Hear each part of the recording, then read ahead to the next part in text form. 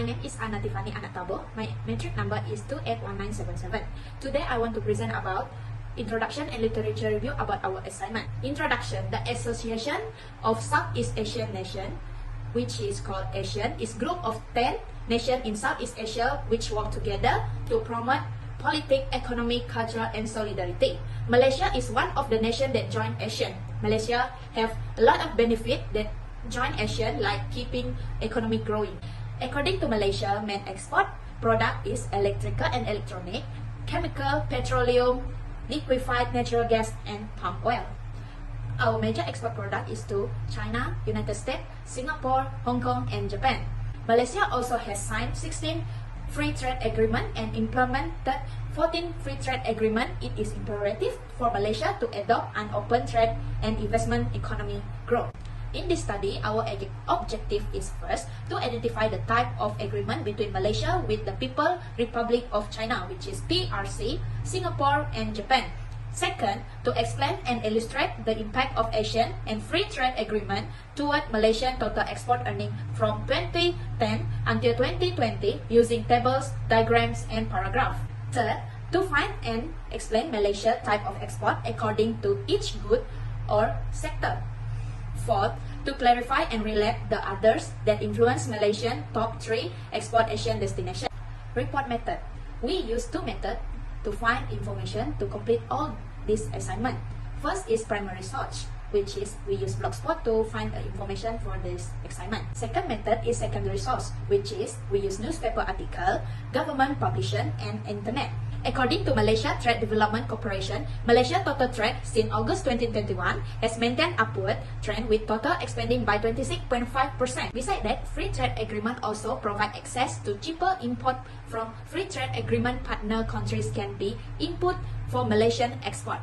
Malaysia can continually to export locally produced product and export abroad, which is turn can increase the national income. So now I present about 3.1 ASEAN and Free Trade Agreement. So ASEAN or Association Southeast Asian Nations was established on 8 August 1967 when the 5 foreign ministers of the founder, which is Malaysia, Indonesia, Singapore, Thailand, and the Philippines, signed the declaration known as ASEAN Declaration in Bangkok, Thailand. So the primary purpose of the Asian establishments are to enhance the regional economic growth, social advancements, and cultural development, to maintain regional stability and peace, and promoting effective cooperation and common aid on issues of mutual effect in the economic, social, cultural, technical, scientific, and administrative areas as stated in the declaration.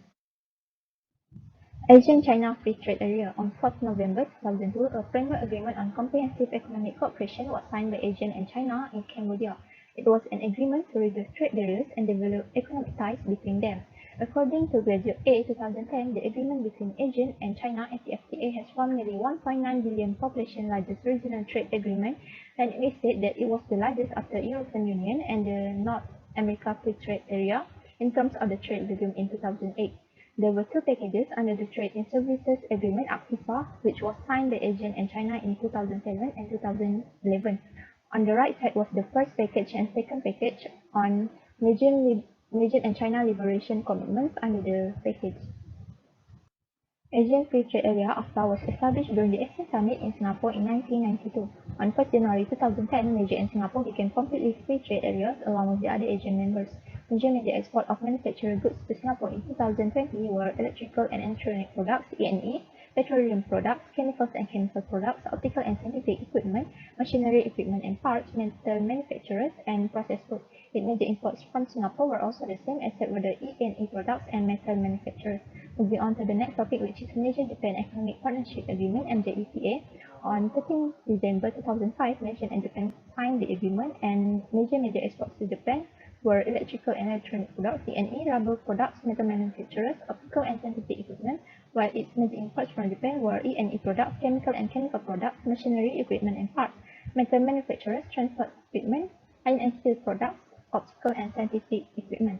The agreement made by both countries allowed them to gradually cut or abolish duties on products from industrial and agricultural products. That's all from me. Malaysia has developed into one of the most significant trading nations in the world. Malaysia's economy is open with a very export base that is well integrated in regional and international supply chains. Referring to Department of Statistics Malaysia, the physical or chemical transformation of materials or components into a new product is referred as the manufacturing, regardless of whether the work is performed by the machine or by hand, yet the items are sold wholesale or retail, whether they are made in the factory or at the worker's home. Over 80% of items manufactured in the manufacturing sector are destined for exports. Malaysia's main exports are electrical and electronic (E&E) products, chemicals, equipment, appliances, and manufactured metals. Next, we move to the second part, which is mining. Mining is typically extracted, dressing, and beneficiation of minerals that occurs naturally as solids, liquids, or gas. Mining was the second highest contributor to export values in 2018 and 2019. However, it was surpassed by the agriculture industry in 2020. Next, we move to the third sector, which is agriculture sector. The definition of agriculture is the study of cultivating plants or animals for food, clothing, and other beneficial purposes is known as the plants and animal husbandry. Malaysia's agriculture consists primarily of three crops for exports: rice and livestock for internal use, as well as fruits and vegetables, both for domestic consumption. Palm oil and palm oil-based goods remain as the second highest generated exports earning, which provided to total exports. Our initiative solely focus on three countries, which is China, Singapore, and Japan. China remains Malaysia's most significant export market. The growth was fueled by increases in exports of iron and steel products, other manufactured goods, electrical and electronic, and other products as well. Singapore also remains Asia's top export destination, accounting for 52.1% of overall regional exports. And then, for the 6 years in a row, Malaysia's fourth largest trading partner in 2020 will be Japan. Hi, Assalamualaikum warahmatullahi wabarakatuh. My name is Muhammad ASHRAF Abdullah, matric number is 278865, and I'm going to talk about the 3.3 Malaysian total export earnings. As you can see, this is the graph and the table data for the Malaysian total export earnings from year 2010 to August 2020. From the graph and the table, it shows that the Malaysian total export earnings increased from the year 2011 until 2018, and it decreased in the year 2019 until August 2020. I have summarized some of the products involved in the Malaysian total export earning, which is the electrical and electronic, E&E, machinery and equipment, M&E, chemical, textile and apparel, rubber, wood, iron and steel or metal, mining, petroleum, optical and scientific equipment in the form of table, which shows the year of increase and the year of decline for the products. There are some data found based on the report of the Malaysia Ministry of International Trade and Industry (MITI) on the increase and decrease of products. For the E&E products, the increase in 2013 was due to the recovery in the E&E cycle and the growth in export of semiconductor devices and integrated circuits.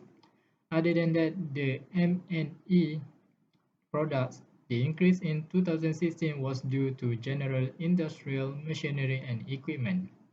Next, the increase for rubber products in 2012 was due to the domestic and global market demand and the currency fluctuation. Last but not least, the increase for the petroleum products in 2018 contributed by the average unit value (AUV) and higher volume, while the decrease of the same products in 2019 was due to the lower average unit value (AUV) and volume. That's all from me. Assalamualaikum. Hi, my name is Ambia and I will continue the presentation by explaining part 3.4, which is Malaysia's top 3 export ASEAN destination, which consists of People's Republic of China PRC, Singapore and Japan. So the first figure is Malaysian export earning from People's Republic of China PRC and the percentage of the total export each year, which is 2010 until 2020. Malaysia's total export earning showed a volatile fluctuation from 2010 to 2016 by the PRC. However, Malaysia recorded the highest total export earning from PRC in 2013, which was 97 billion ringgit, which is equivalent to 13.5% of total export earning in the same year. Furthermore, Malaysia's export earning from the PRC showed a continuous increase from 2017 to 2019, which is from 126.2 billion ringgit to 140.1 billion ringgit, which is an increase of 11.1%. Then we only obtained the data for AHMAD in 2020, which is from January to August. Malaysia export earning from PRC is 99 billion ringgit. The difference that can be seen between 2019 and 2020 is equivalent to negative 29.3%. So the second figure is Malaysian export earning from Singapore and the percentage over total export each year 2010 until 2020. Malaysia's total export revenue show a continuous increase from 2010 to 2014 from 85.43 billion ringgit to 108.8 billion ringgit. However, in the 4 years, Malaysia export earning from Singapore is fell in 2011 to only 12.7% of the country's total export earning. Then in 2015, the country's export earning declined and continued to increase to 135.6 billion ringgit in 2017, which was the first highest value of Malaysian export earning from Singapore. Furthermore, the country's export earning increased slightly in 2018 by 2.4% to 138.8 billion ringgit. In 2019, the value showed a decline where export earning fell to 137.1 billion ringgit. In 2020, January to August, Malaysian export earning from Singapore is 88.6 billion ringgit. So the difference that can be seen between 2019 and 2020 is equivalent to negative 35.4%. So the third figure is Malaysian export earning from Japan and the percentage over total export each year is 2010 until 2020 also. So Malaysia's total export earning showed a continuous increase from 2010 to 2012 from 66.229 billion ringgit to 82.9 billion ringgit, an increase of 25.5%. So total export earning in 2012 were also the highest among the 10-year studies. Then from 2013 to 2019, the data shows that Malaysia's total export earning from Japan are unstable. However, Malaysia's export earning from Japan is in 2016 fell by only RM 63.7 billion, equivalent to 8.1% of the country's total export earning in 2016, while the percentage of Malaysia's total export earning from Japan showed a decline continue from 2014, which is equivalent to 11.1% to 6.6% in 2019. So in January 2020 and August 2020, Malaysia's export earning from Japan is 40.4 billion ringgit, and the difference that can be seen between 2019 and 2020 is equivalent to negative 38%. Thank you. Hi, my name is Signature number metric 2777409. Today, I want to present 3.5, the impact from other factors towards Malaysia total export earning from 2010 until 2020. First is the change in consumer taste that show a strong influence on the demand for a product. Taste or preference can come from both positive and negative side. For example, the popular durian fruit caused the total demand for the fruit in Malaysia to increase in 2019, when Malaysia export about 17,000 tons or 5.8% of annual production to Hong Kong, Singapore, Thailand, Australia, USA companies, and China. Second factor is change in foreign exchange rate. If the value of money of exporting country increase, the price of goods or service export will be expensive, so export will be reduced. Instead of the value of money are reducing, the price of goods or service from the exporting country will be cheaper in foreign countries, so the amount of export will rise. Next is the 4.0 summary and recommendation. ASEAN is an economy with a change to become for the fourth largest economy in the world by 2023. This consumer market is expected to be worth more than $4 trillion. ASEAN has population of 600 million, of which 65% are middle class.